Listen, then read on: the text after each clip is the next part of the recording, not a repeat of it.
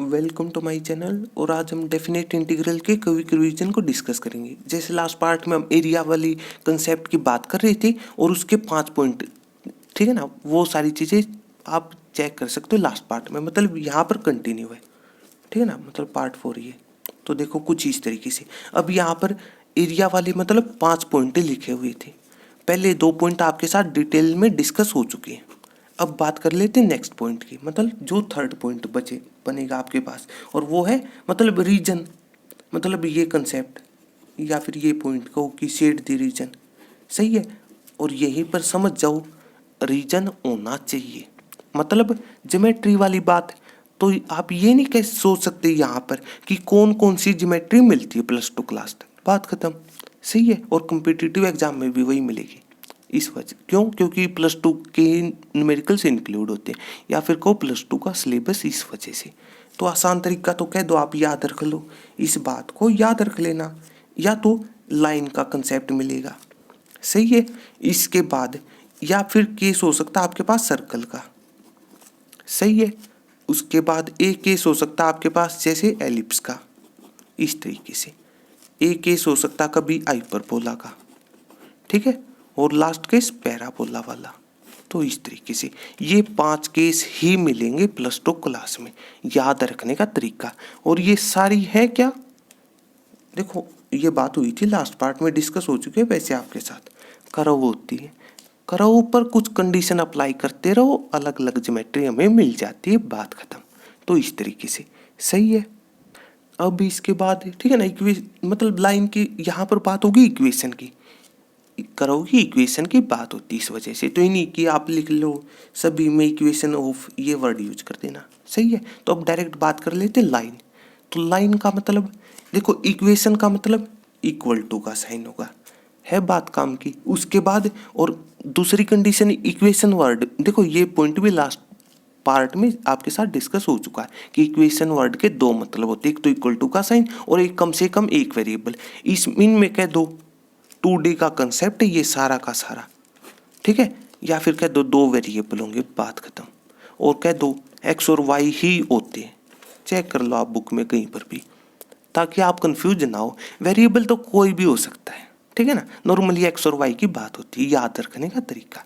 सही है। तो कह दो आप x और y, बन गई लाइन। लेकिन अभी थोड़ी ना बनी है लाइन की, खास बात है मैक्सिमम पावर वेरिएबलों की एक होनी चाहिए। सही है। साथ में कुछ कांस्टेंट हो सकता, समथिंग, हमें नहीं मतलब। इनके कुछ कोफिशिएंट हो सकते हैं, हमें वो भी मतलब नहीं। प्लस माइनस मतलब समथिंग है ये। सही है। तो इस तरीके से हाँ लिख लो आप, अगर कोई इस तरीके से लिखना चाहता आपके ऊपर है। सही है। ABC कह दो कांस्टेंट है, बात खत्म। सही है। इक्वेशन ऑफ लाइन का ये है टोटल कंसेप्ट, इस तरीके, केवल इतना सोच लेना। सही है। अब इसके बाद सर्कल की बात कर लें इसी तरीके से, ठीक है। ये पहला केस। दूसरा केस सर्कल, सर्कल की इक्वेशन कह दो 2D का कंसेप्ट है तो 2 वेरिएबल, और याद रखने का तरीका x² + y² r² के बराबर, या फिर कह दो राइट हैंड साइड का स्क्वायर, वो आपकी चॉइस है। तो ये सर्कल का कंसेप्ट बनेगा आपके पास। सही है। और यहाँ पर काम की बात, x और y जो वेरिएबल है ना, सर्कल की इक्वेशन में खास बात ये है कि उसके कोफिशिएंट +1 होने जरूरी है दोनों वेरिएबलों के, तभी सर्कल है। यहाँ पर 2 बात आएंगी। एक तो सर्कल में तो 2 ही चीज होती हैं, एक तो सेंटर एक रेडियस। तो सेंटर क्या हो जाएगा, कह दो आप 0 0। इस चीज का मतलब देखो ये x² नहीं नजर आना चाहिए, फिर आपको ये नजर आना चाहिए। इसी तरीके से सिंपल y² नहीं, y - 0 का होल स्क्वायर। सही है। तो इस तरीके से। सही है। ठीक है। तो मतलब अपनी मतलब वही है, पॉइंट सेंटर भी तो एक पॉइंट है ना, और पॉइंट बनता है x, y से, 2D का पॉइंट है, 2D का कंसेप्ट है इस वजह से। सही है। तो पॉइंट 0, 0, पहले ये वाली 0 है, काम की बात है ये। सही है। तो इस तरीके से। और एक होता है रेडियस। रेडियस कुछ नहीं करना आपने, जो भी राइट हैंड साइड है बची हुई उसका स्क्वायर रूट ले लेना। और एक वही बात है कौन सी, कि स्क्वायर रटता है तो मतलब इवन पावर हटेगी हमेशा ही प्लस माइनस का साइन आएगा। बात आपकी सही है, यहाँ पर भी वो बात अप्लाई हो रही है, लेकिन माइनस साइन अपने आप खत्म हो जाएगा। कहाँ पर माइनस कह दो, रेडियस एक डिस्टेंस है, डिस्टेंस कभी नेगेटिव होना नहीं, पता होना चाहिए आपको कि माइनस साइन कहाँ गया।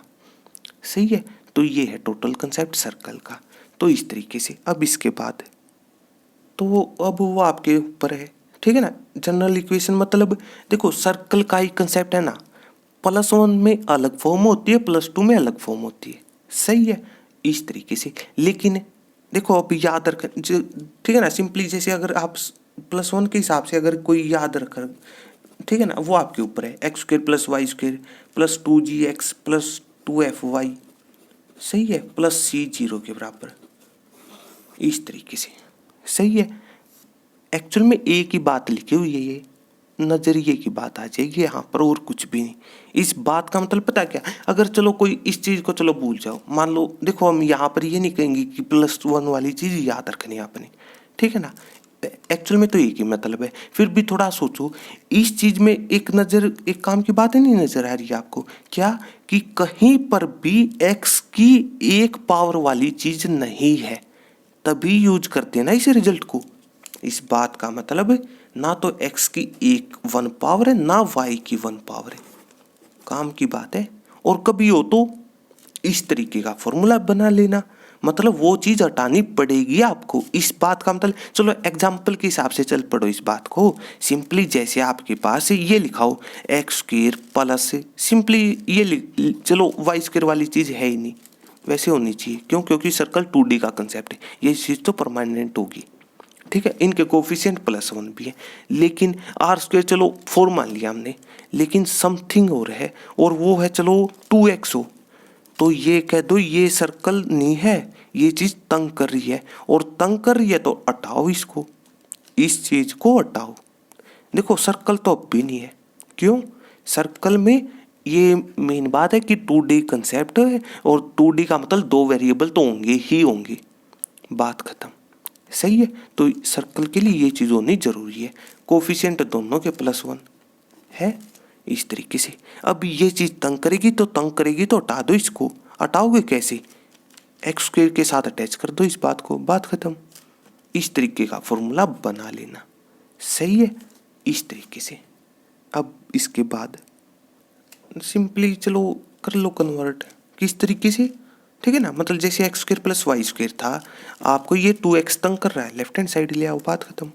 अब थोड़ा सा सोचो, यहाँ पर फॉर्मूला बनाना है, सही है, तो किसका बन सकता है, x - 1 का होल स्क्वायर, इस तरीके सोच लेना।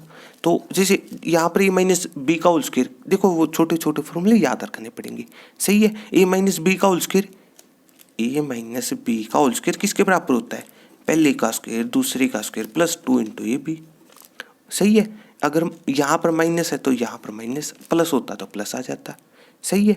तो यहाँ पर इसका फॉर्मूला x का स्क्वायर +1 - 2x होगा, लेकिन +1 नहीं है, ले आओ, +1 नहीं है तो ले आओ। अब वो आपके ऊपर, इस 4 में से 1 निकालना चाहते हो या फिर सिंपली दोनों साइड 1 ऐड कर दिया, बात खत्म, होगी चीज चेंज, और राइट हैंड साइड 5 बदल गई।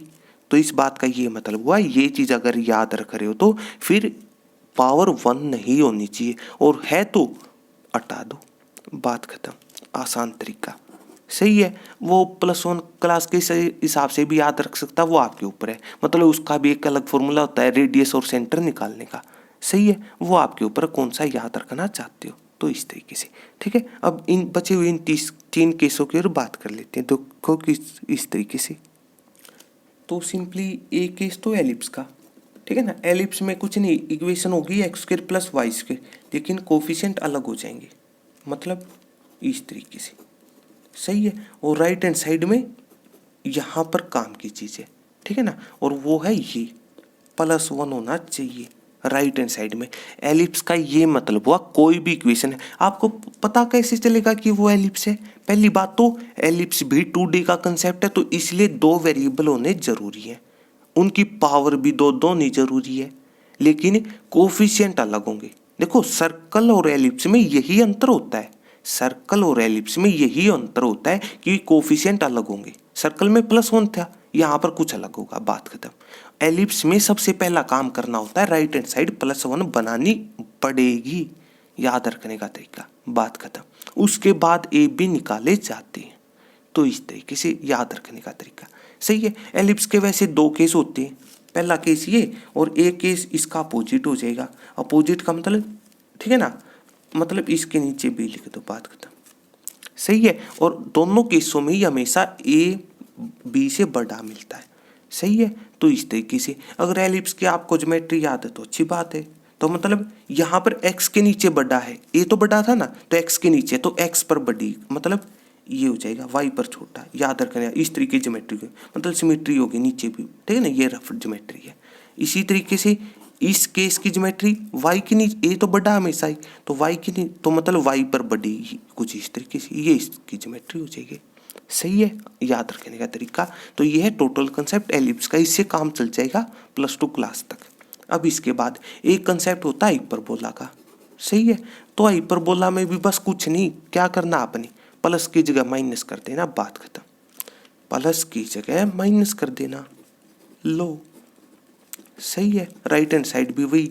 अब ये बात आपको फिर नजर आ रही होगी कि सर्कल और हाइपरबोला में क्या डिफरेंस हुआ फिर, है ना, कोफिशिएंट अलग, +1 से अलग, सही है। और यहाँ पर इसकी तो ज्योमेट्री भी फायदे की नहीं होती यहाँ पर, मतलब वैसे पता हो तो अच्छी बात है, ठीक है ना।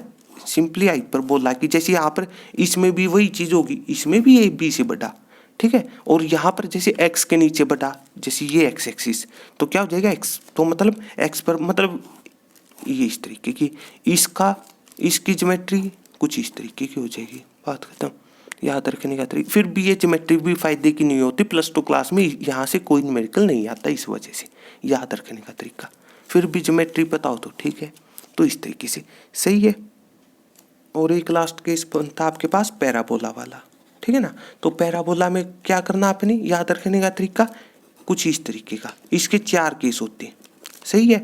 पैराबोला में, पैराबोला भी 2D का कंसेप्ट है, तो 2 वेरिएबल, इसमें याद रखने का तरीका एक वेरिएबल की पावर तो दूसरे की 1, तो इसके बन गए 2 केस ये इसी बात को लेकर के, एक वेरिएबल की पावर 1 दूसरे की 2। इसके भी 2 सब केस हो जाएंगे कि यहाँ पर प्लस है या फिर माइनस है, तो इसके 2 केस ये हो जाएंगे, इसके भी 2 केस, तो पैराबोला के 4 केस होते हैं, सही है। अब देखो इसके बाद याद रखने का तरीका, सबसे पहले सिंपली समझने के लिए चलो ये केस ले चल पड़े हम। y² = 4ax की ज्योमेट्री क्या होगी, सिंपली फाइंड आउट करने के लिए देखो याद रखने का तरीका, जिसकी पावर कम है उसी की तरफ मुंह खुलेगा, याद रखने का तरीका x की तरफ मुंह खुलेगा। अब बात आती है +x की तरफ या फिर -x की तरफ, इस साइड तो -x होगा, तो मतलब यहाँ पर प्लस है, साइन देख लोगे, तो मतलब कह दो आप प्लस की तरफ मुंह खुलेगा, +x की तरफ। इसके बाद एक और काम की बात, ये कट कहाँ पर करेगा, मतलब इंटरसेप्ट, माइनस साइन को छोड़ करके। जैसे मान लो अगर यहीं पर +2 होता तो -(-2) लिखते, जैसे यहाँ पर तो 0, फिर भी पता होना चाहिए, ये काम की बात है, ठीक है ना। तो यहाँ पर 0 पर कट करेगा, तो मतलब +x की तरफ मुंह खुलेगा पैराबोला का और 0 पर कट करते जाएगा, तो ये पैराबोला हो जाएगा, बात खत्म, है ना, आसान तरीका। और इसी में अगर समथिंग होता, अगर जैसे यहाँ पर +2 होता तो -(-2) पढ़ोगे, मतलब माइनस साइन को छोड़ करके, और -2 पर कट कर देना, ज्योमेट्री कुछ इस तरीके की हो जाती है, x का -2 एग्जाम्पल के लिए यहाँ सोच लिया, सही है। मतलब ये इसकी इस चीज़ की हो जाएगी, सही है, याद रखने का। इसी तरीके से बचे हुए 4 केस बना लोगे, ठीक है ना। यहाँ पर तो वो साथ के साथ -0 लिखा हुआ है, वो आपकी चॉइस है, ठीक है। फिर भी -0 ही पढ़ना, +0 ना ही पढ़ोगे तो अच्छी बात है, याद रखने के तरीके की वजह से, सही है। तो बस ये रहेगा आपका तीसरा पॉइंट, तो ये चीज़ याद रख लेना बेस्ट है, ठीक है। तो इस तरीके मतलब वो रीजन कौन कौन से आ सकते हैं कम्पिटिटिव एग्जाम में भी और +2 क्लास के हिसाब से, ये है टोटल कंसेप्ट। केवल इन पॉइंटों से काम चल जाएगा, वैसे इनकी भी डिटेल वाली बात होती है, वो +1 क्लास में चाहिए होती है, यहाँ पर नहीं उनकी जरूरत, यहाँ पर केवल इतना याद रख लो, ये बेस्ट है। और इसकी भी ज्योमेट्री कोई फायदे की नहीं होती, क्योंकि न्यूमेरिकल से नहीं आती, क्योंकि यहाँ पर कॉमन रीजन वाली बात नहीं निकल पाती इस वजह से, इस ज्योमेट्री में। तो इस तरीके से ये रहेगा आपका तीसरा पॉइंट एरिया वाले कंसेप्ट का। बचे हुए जो 2 पॉइंट है तो वो हम इसी तरीके से नेक्स्ट पार्ट में समझ लेंगे, और साथ के साथ कुछ स्पेशल पॉइंट न्यूमेरिकल्स के हिसाब से। तो इस तरीके से यह है टोटल कंसेप्ट। सही है। तो अगर आपको मेरी वीडियो अच्छी लगी तो इसको लाइक कीजिए और मेरे चैनल को सब्सक्राइब कीजिए। तब तक के लिए थैंक यू।